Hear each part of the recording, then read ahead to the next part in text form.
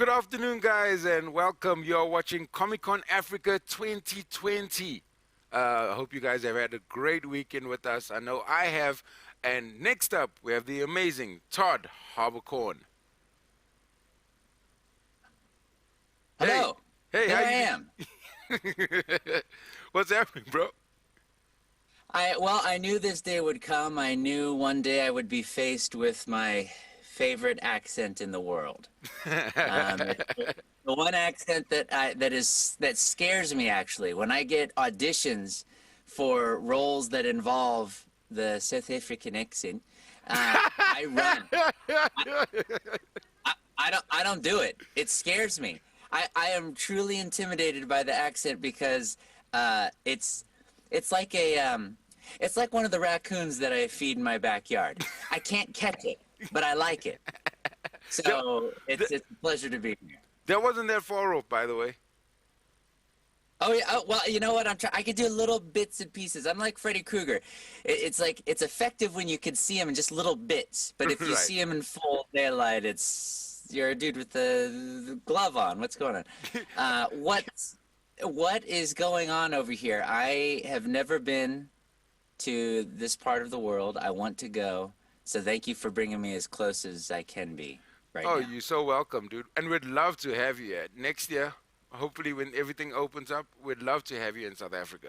Yes, yes, that would be great. Because also one thing that I want to do is I started doing this thing where I try to travel around the world and work with animals and rescue animals and such. And so I went to Thailand and I worked at the elephant sanctuary there. And I want to go to Africa and travel around and work with the rhinos. My friend's parents own the David Shedrick sanctuary, and Right? so I want to go up north and go work with rhinos and all that fun stuff. So hopefully, yes, next year would be great. That'd be awesome. Well, we'd need all the help when it comes to rhinos, so that'd be appreciated. Yes, yes, absolutely. And I study all that news and I follow it. And I thought it was really cool how they were starting to print like 3D horns and introducing those into like the black market area so that it can like get out the, devalue all the horns and such. And so hopefully that continues. And one day there'll be so many rhinos that that is the main form of transportation for me to get to the studio. So we'll see. Your South African accent was pretty spot on. How do you research accents? Even if you don't go to the country, are you researching quite a bit? Yeah, I grew up because I grew up in the theater, and it's so funny. Unsolicited, just a side note. My friend just texted me and said South Africa has the best accents. So it's not just me. But no, I grew up in the theater and I played a lot of different characters that required different accents, and then that branched out into film and then voiceover, and then from voiceover that broke down into audiobooks and animation and video games. And so there are some audiobooks where I do all the voices in them, and then each character comes from a different spot. So there's someone from Manchester, there's someone from Ethiopia, there's someone from down south in the US, and so I have to know all of those, keep them in my head, and essentially go crazy in front of the mic for however many hours to bring that to fruition. Right, and I'm sure once as you get to the country, you realize that there's so many other accents in the country. There's many, yes, and it's very intimidating. I would love to be trained in all the. When I had a voice coach in college, she didn't say the words failure, but I felt her feeling like I was a failure vibes sending them my way because she came from like a very British upper crust training, Right. and I was just a kid who wanted to do funny voices, and I don't think she liked that at all. Yeah, I But realized that just going to the States. I met my brother's wife who's from North Carolina, and I was like, this does not sound like Will and Grace. yeah, yeah, exactly, yeah. Actually, it's totally But different. it's a pretty area. So you've been over here. Yes, I have. Yeah. Beautiful. Okay, wait, So, and so you've just traveled along the East Coast, or where uh, have you? New York, Philly, and North Carolina. Okay, all right. Yeah. Well, next time we'll trade. Next time you West Coast it, and then I'll come over, and then we'll compare food. Okay, I see cool. the KFC thing over your shoulder. Yeah, yeah, KFC, Uh, our sponsor. Thank you, KFC. oh, okay, okay, okay. Hi, KFC. All So, right, so cool. how did you get into acting? What was you said you grew up in the theater. What drew you to performance art? Oh, well, because at the time, my life scared me. So I'm like, well, why don't I do someone else's life? That might be fun and less scary. And so I started doing that, and then got addicted to it, and I even went into sports. But then the funny thing is like when you only have so many hours in a day, things get greedy for your time. So between that and trying to fit in school, and then also fitting in watching cartoons and playing video games and doing my homework. Do your homework, kids. Yeah, there wasn't time for sports, so I had to choose. You know what? I had to do what's that South African? Let's see. It's the two roads overcame the hyena. Yeah, I had to pick a path. Is that Do from you the know Lion that? King? No, I don't know. No, the story goes. So I was learning about the area. The Yeah. story goes that a hyena came to a path, and there were two goats to the left and two goats to the right, and so it started to walk to the left with its left side of its body and walk to the right with its right side, and eventually the path split so far that the hyena split in half. So the proverb is choose a path and commit to it, or else you're going to be spread too thin. Right. I get you. You just told me That's just something. a, You told me something about South Africa right now. I had no idea about that. that's there's also Captain Van Hunks. Have you heard of that? There's Van Hunk's a restaurant. I've heard of that. That's in. Where that comes from is this captain. He was an 18th century sea captain, and there's something called Table Mountain. Yes, yes. That is a. Yeah, that is a thing. So this is the story about how that there's apparently a big That cloud makes over it. well, yes, it's called they call it a tablecloth when the cloud comes over the mountain, and the restaurant is actually at the bottom of the mountain. So that makes Ah, sense. Yes. so what happened is that dude was a sea captain back in the day, and he would go up to the top of the mountain and smoke his pipe every day. Well, one day he came up there, and there was another dude there. And that dude said, "Guess what, MFer? I challenge you to a smoking contest." And he goes, "All right, I'm Captain Van Hunks. Let's do it." So he won, and the dude that he had the smoking contest with was the devil, and the devil was pissed off. And so when he took off, that they said that that cloud that's over the mountain, that comes over the mountain, is from that smoking contest all those hundreds of years Wow. ago. Damn. And that's the history of drugs. That's right. Do enough of them, and you'll meet the devil. Let's talk anime. Let's talk anime, bro. What's your favorite thing about fairy tale anime? Well, that it went on for 10 years. We did it for a very long time. It was a show that definitely left a lasting mark on my voice because there was so much yelling. And so there Oh are wow. times I was just working on a video game. I was directing a video game, and I was also a couple characters in it. And the engineer goes, "I think there's something wrong with this one audio clip." And he played it back for me, and I go, "No, those are called vocal scars. That's just," because he goes, "It sounds like you're doing two voices at once." I go, "No, that's the harmonics of a destroyed vocal cord." And so, but listen, I was happy to have a fire in my belly for many years for that show, and we did the movies, and I hope we do. There's something called the 100-Year Quest that I hope Oh we yeah. get to do. So it'll be fun if it comes back. Fairy tale was a really big part of my life, and I hear from people from all over the world every day about how they're just starting fairy tale, or they just got their brother or their sister into it.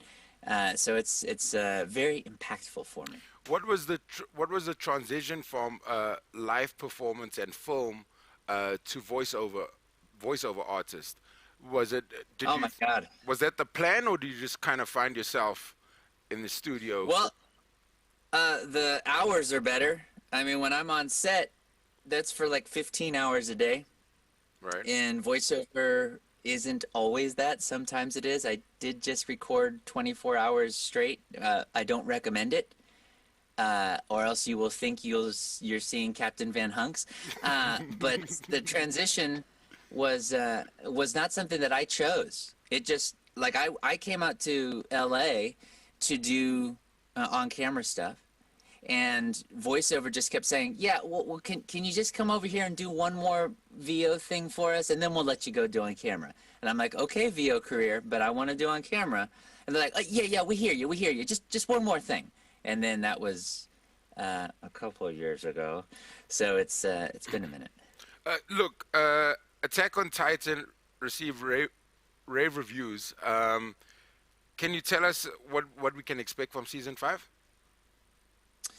Well, I will say that it is very impressive, if I do say so myself, to be one of the few characters that survived till the end of season 3.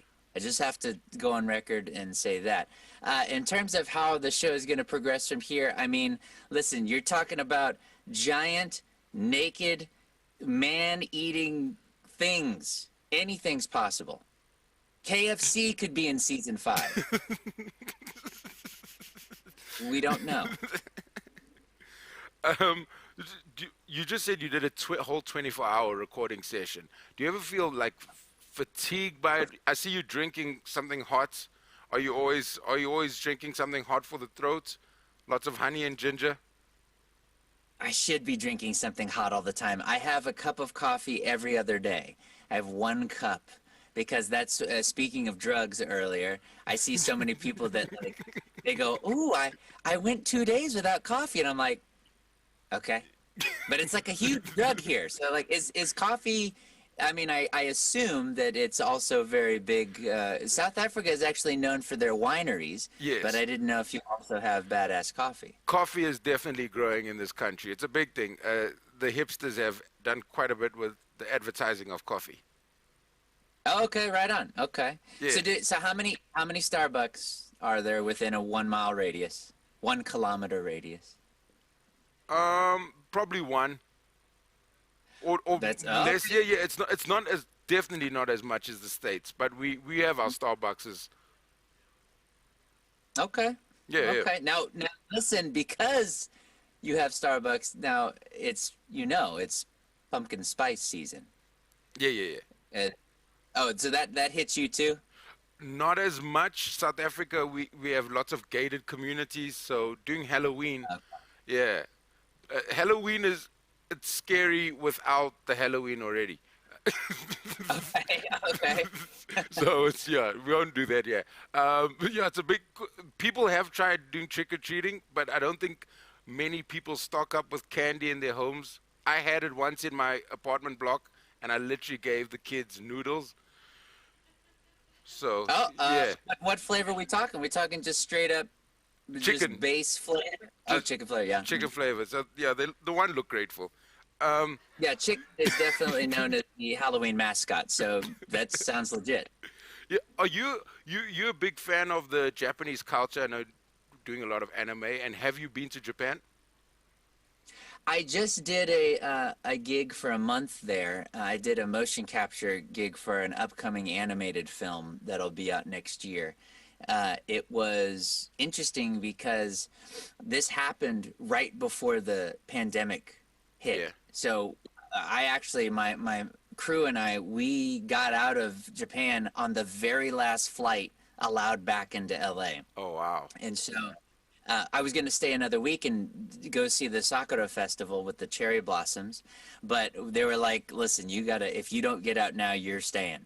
And I was like, ooh, I can't read the Japanese menus. I need to go. And so we went back. But yeah, it was beautiful. We went to, Japan is so overwhelming with just the layers of different, like we went to this one area called Golden Gai. I don't know if you've been to Japan. No. Yourself. Well, there's this area called Golden Gai where in a less than, I mean, it's probably 7 blocks, there's 200 different bars. 200. And they stack on top of each other. And so some of these bars, they seat like, now we're talking tiny. We're talking like the most people you could fit in here are 7. So Right. it's like each bar you go into is your own private bar. Now, did I go to one of these bars multiple times in a week? I can't confirm that, but I will say it's a cool experience. Right. Um, who, who's your favorite voice icon? Voiceover Oh my icon. God. That's the thing is like, I feel like, it's amazing to reach out and be able to say hello to the fans, of course, like we're doing now and such. But I think sometimes what fans don't realize is that we're also fans of things and we're fans of people that we get to work with. And so I've gotten to work with a lot of people I respect, and I'm blown away by the talent of people like Rob Paulson and Jess Harnell and Mark Hamill and Kevin Conroy and so many people. I'm just sitting there in the booth sometimes, and I'm just like, I'm looking over at them, and we're just having the best time, and I'm just like, damn, I want to cuss a little bit because how am I here with you?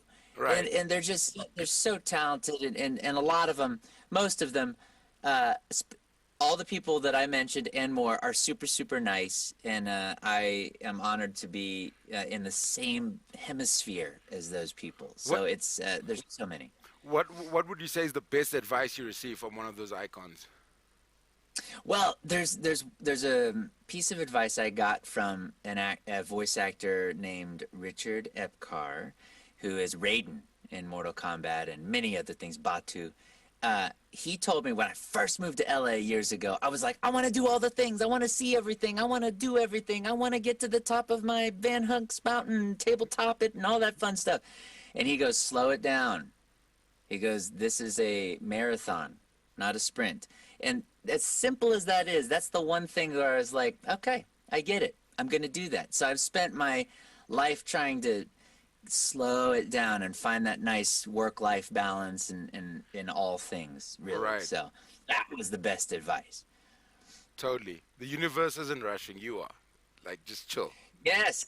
I mean, shit, human beings have only been here like a blink of an eye. Yeah. Thanos has been here way longer. Have have you met one of your fans that are big admirers of your work but didn't know that you behind the voice? Oh, yes, totally. Yeah. Sometimes when I'm in stores, so when I go to different stores or theme parks like Disney and stuff, people will see me and you can tell when they recognize you Yeah. in a restaurant. You always just look over and you just get that vibe. But there are times when, like one time I was in a electronic store here and I was walking down the Blu-ray section and I saw a couple looking at the anime section and I was looking, I was just happened to be there and I'm like, okay, here we go. And so they're looking at different shows to check out. And I was like, oh man, that one's fun. That fairy tale. They spell tail wrong for fairy, but it's a cool show. And I go, oh, okay, yeah, I hear it's good. I'm like, yeah, I hear it's good too. You should probably check that out. And then I just leave. And then like a day later, I get a message on Instagram and they're like, oh my God, I'm so sorry. We didn't know that was you. And that's fun to do to people. Have you ever just in that kind of situation just changed your accent and started going to the accent of the character? When sometimes I'll do that. Like I was this is so cute. I was in a restaurant once and I just happened to sit next to, it was you know, Vietnamese restaurants tend to be very small, for example, and where we're at. And so they put the tables together. And so I was sitting next to a little girl who was drawing. And she just happened to be drawing one of my characters. And so I look over, and then I did a line from the show, and her face, she was like, and that was the cutest thing. That was That's so so fun. cool. Sometimes I do that. Other times I will, like when I was in London last time, I do it as like a social experiment. I'll be an American, but then I'll do an accent, and I'll ask directions in both versions. So I'll ask for directions from someone as an American, and then I'll ask for directions as a Brit, and I compare the responses. So last time I was there, from this particular person, I was sent like way off track, like not even near where I was supposed to go. But then when I asked someone as a Brit, they were like, "Oh yeah, sure. You're just gonna go down there and you take a right, and then you want to get on the tube and exit on Piccadilly Circus. Have a good time." And I was like, "Oh, cool, okay." But I need to do more experiments to see if that was just that person, or Right. the other person had a horrible sense of direction, or if it was like, "Oh, I know where you're from. You're from that place where Trump's from, Yeah, yeah, and I'm yeah. gonna show you." You know, so we'll see. Talking about fans, dude, we've got a couple of questions from your fans. You cool with answering them?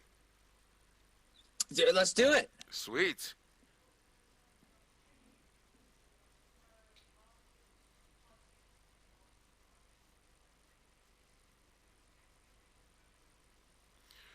Uh, Jade would like to know, how did you get involved with Watch Murder? Oh, Watch Sorry. Mojo. Watch I Mojo. didn't, yeah, Watch Yeah, yeah, Mojo. yeah. Watch Mojo, the best Mojo. Uh, so with Watch Mojo, we were mutual fans of each other, and I love watching their top 10 lists of all things. It blows me away that they're able to create that much content every single day to come up with these lists. And so I said, "Hey guys, you're awesome. If you ever looking to get a top 10 Haber list going, let me know." And so then they're like, "Actually, yes, please, let's do it." And so then we just began kind of working together, and that turned into, gosh, I don't know how, like over 100 videos at this point. And yeah, they're great. They're a lot of fun. My hat's off to them.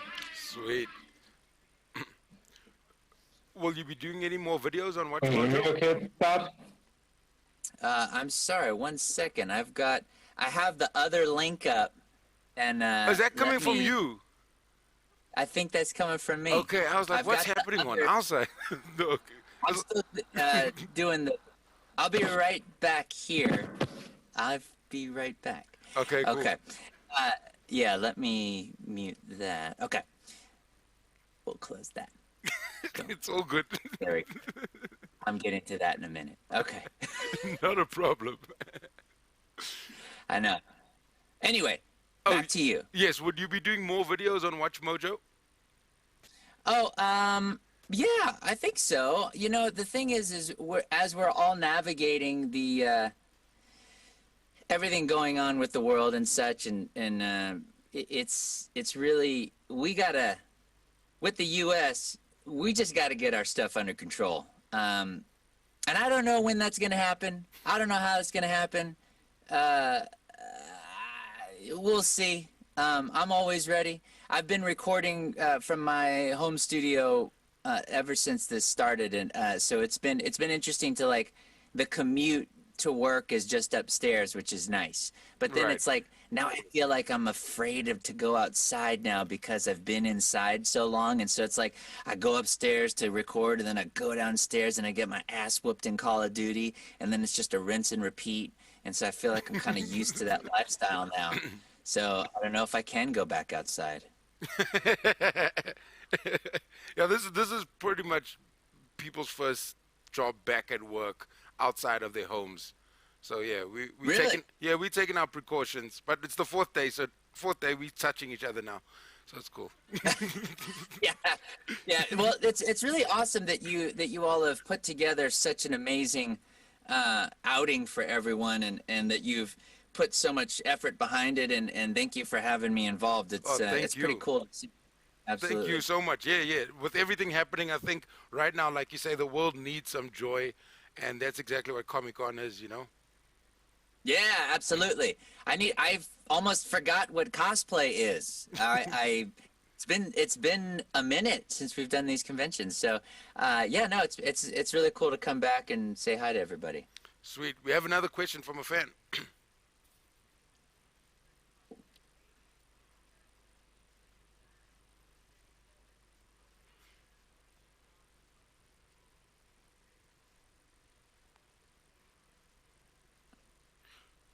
Oh wow! You've got a fan, Haley, who says that fairy tale influenced her so much that she started her own um, cosplay group dedicated to the show, and Okay. it's called Fairy Tale Guild ZA. Okay, right on. All right. So I should be looking in my local Hot Topic for merch and things like this, I guess, coming up soon. I guess so. Yeah. Hot Topic's where we get all of our anime stuff. Uh, We have another very cool. question. No, Sorry, go sorry, ahead. Todd. What was that? No, you go. You go. Okay. We have another question.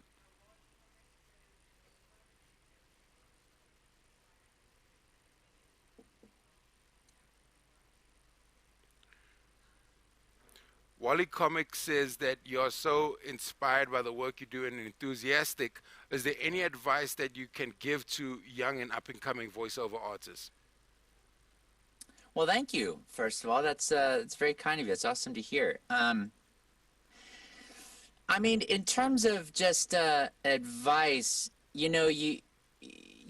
for me, it's understanding that I would be entering a world where I would never be perfect, and that I have to accept that um, there is no finish line, and I have to understand that there will be a lot of rejection. So Right. when I understood all of those things, it made it a little bit easier to swallow in the sense that, in so many things, like when you play a video game, you eventually beat the video game. Yeah. But in voiceover, it's not like that. It's an endless mobile game. It's a runner. You just continually run. And also in terms of rejection, like for every gig that I book, there are 100 that I don't. Yeah. And so, I mean, there are so many classic examples of actors that basically quit or were right about to quit, and then the very next thing they got, like Negan from Walking Dead, he was like done, done. His manager dropped him, and the next day he got Supernatural, and then he got his like Grey's Anatomy, and so it's like it's such a weird beast. I mean, I would say that being said, the best advice that I would say that has been the most helpful for me in terms of my career and is knowing what you're good at and what you're not good at. If you can really hone in on what your strengths are, that'll really help you take your shot. And so when you take your shot, you're not just throwing buckshot on the wall. You're like a surgeon. So if you know what you're good at and you're accurate with that, that's going to be a lot smoother journey for you. Totally. As a voiceover artist, I remember reading a story about Marlon Brando, and he had cotton wool in his mouth when he was doing Godfather. Have you ever done something Oh, crazy like that to help you enhance the voice you're trying to go for? well, in Fairy Tale, there was an episode where I spent the majority of it with a mascot cat's head on my head. So we got the Vegeta mascot head, and I wore it for the whole episode. That's one example. And then I guess outside of that, really, it's in film. It's in film when they put you, as you just mentioned, but when you have the makeup on and all the prosthetics. I did a movie where I was covered like head to toe and all this blood and guts and gore, and I had contacts in. That was fun for the first 30 minutes. And then once you hit hour 13, you're like, Mom, can I go home now? uh, Look, if you weren't a voiceover artist or an actor, what other profession would you see yourself doing? Animal welfare. Is it? I've got a 501c3 that I have federal approval for. I'm just waiting for all kind of the final stuff to come through. But yeah, absolutely. I would dedicate my life and will eventually to helping animals. I mean, there are buddies on this planet. We share it with them, and they need all the help they can get. And so that's absolutely what I would do, and I'd have no problem doing that. And so one day that will be what I do. So yeah, we'll see how it goes. Sweet. I have another question Yeah. for you, Todd. Lania or Nania? L- Lania wants to know, what is your favorite Natsu moment? Oh my God, so many. 328 episodes worth. My favorite moment. My favorite moment is seeing how the fact that this hero who goes out there and gets into close quarters combat battles thinks that wearing sandals is the best footwear to take on all his bad guys. No, never a closed-toe shoe. Always open-toed shoes, always putting his toes in danger, and he has no problem with that. Those are my favorite moments because every time I wonder, it's like, is this going to be the day where he learns his lesson, where he should wear a boot? And it never is. He always wins. So I would say that, or the episode when I'm fighting guild arts, and I get turned into like 100 little Natsus. That's fun to voice. I would not want to have 100 little Natsus in my house because I don't know. That would make my insurance company very happy, but I don't want to experience that. I also think those things when I watch cartoons. I don't understand how Dora the Explorer got a visa for every country. It's ridiculous. Every single country. She's connected. She's connected. It's the monkey. That's all it is. The monkey's got the hookup. Do you have another question?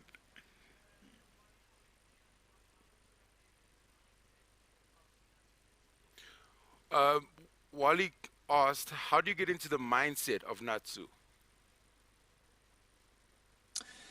Well, as opposed to going into a room and respecting the people and things in it, you go into the room and you think, how can I cause the most damage in the least amount of time? And then you're ready.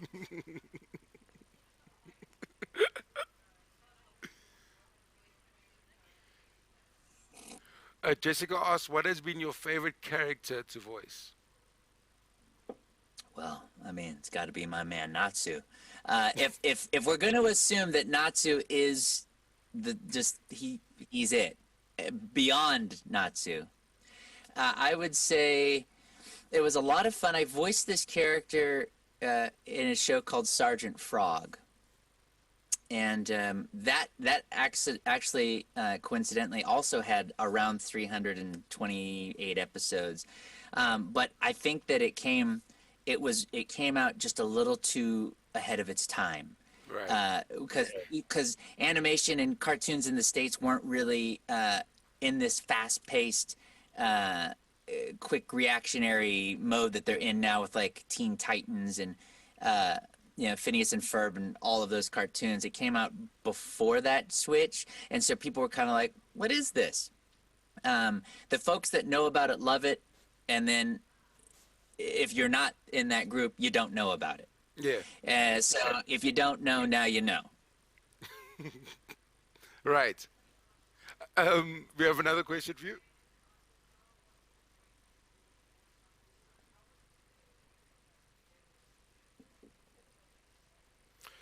Jade asked, how difficult was it to do the voice of um, Death the Kid from Soul Oh, Eater? Death the Kid.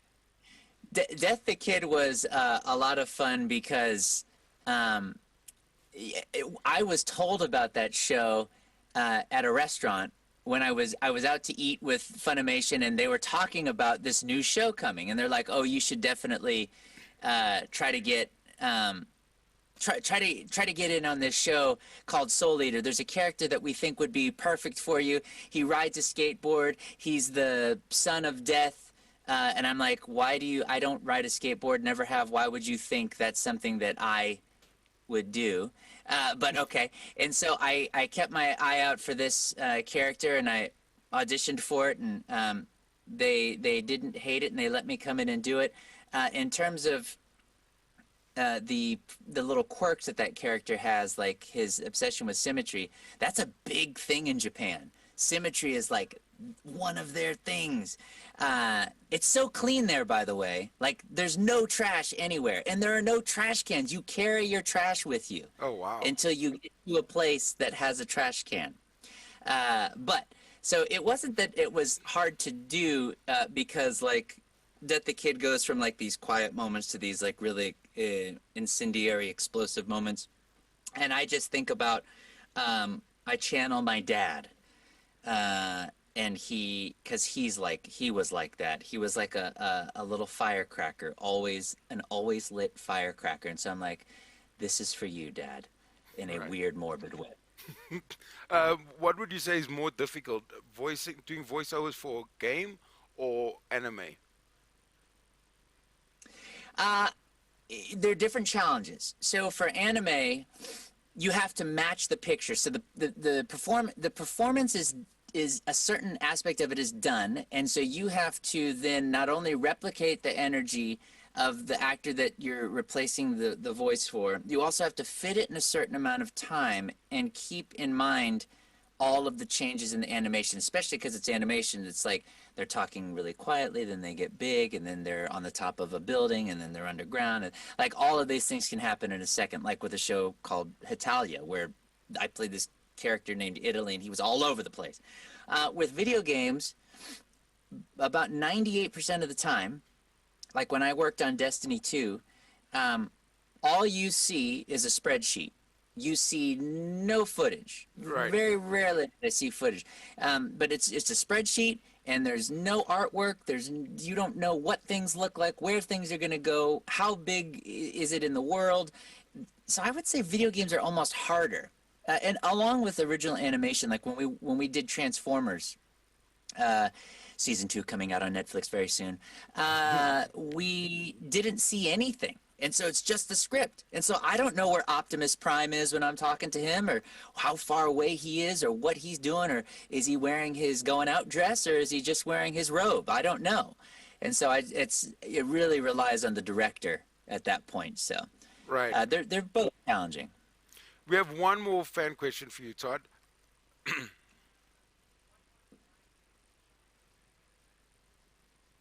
What was it like voicing Shockwave in Red Alerts and Red Alerts Oh. in Transformers? Sorry.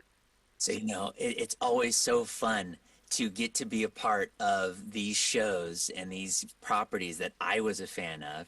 And so, like, when I did Street Fighter, I was a big fan of Street Fighter, and so that was a lot of fun. When I did Destiny, as I mentioned, it was great to join the first-person shooter world. And then, same with Marvel and DC and things like that when I've done projects within those worlds. And so Transformers was really amazing because I saw some preliminary concept art and it looks so good. Transformers is just, I mean, if you're a boy, you know about Transformers. And so it was also just the crew was so great. And the director was awesome to work with, Phil. And also to be surrounded by such what you were talking about earlier, working with great voice actors. It was a real pleasure to bring an Autobot and a Decepticon to life. Right after I finished season 1, they told me, oh, the toys are out. And so I immediately went to the store and found the last Shockwave toy, and I've got it sitting in the other room. So it was cool to go to the, when you get to go to the store and you see toys of yourself, it's fun. I Right. was at a convention where, when we still had conventions, and I saw one of my characters from Monster High, and I told the guy, because they don't often make a bunch of guy characters for Monster High, and I told the guy, I was like, oh, can I get that Portergeist right there, that figure? And he's like, oh yeah, it's blah blah blah blah blah, and a kid was like, oh, that's you, and I'm like, it is. I mean, is there a discount? And he goes, yeah, discount, sure, give you $1 off. I'm like, oh, great. So it doesn't always work in some circles, but I got the figure. Right. Dude, it's been. Oh, speaking of toys, here's one right here. This is another one that I am. Oh, I'm this. Can you hold it in front of you? We can't see it. There we go. There we go. So let's see if he can do his little thing.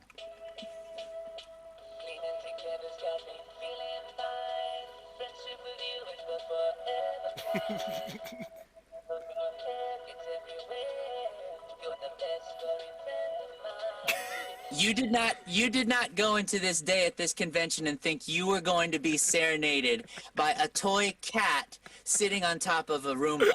You didn't think that was going to happen. Dude, Todd, it's been such a pleasure speaking to you. You have to come to South Africa, dude. When we open up our borders, you need to come through. All right, deal. And we're going to go grab one of those famous South African coffees and we'll have an adventure. Yeah, let's go to Van Hunks, and then you and we're gonna hunt down poachers. Yes, that's right. That's right. Okay, deal. My brother, thank you so much, dude. It's been a pleasure. Thank you for having me. It was quite an honor. Thank you. Good luck with the rest of the convention. Thank you very much. Enjoy your day. Bye-bye. Bye. Ladies and gentlemen, there was Todd Haberkorn. What an amazing dude and so humble. Please do not go anywhere. This is our final day, but we have jam-packed interviews that still have to come up. But before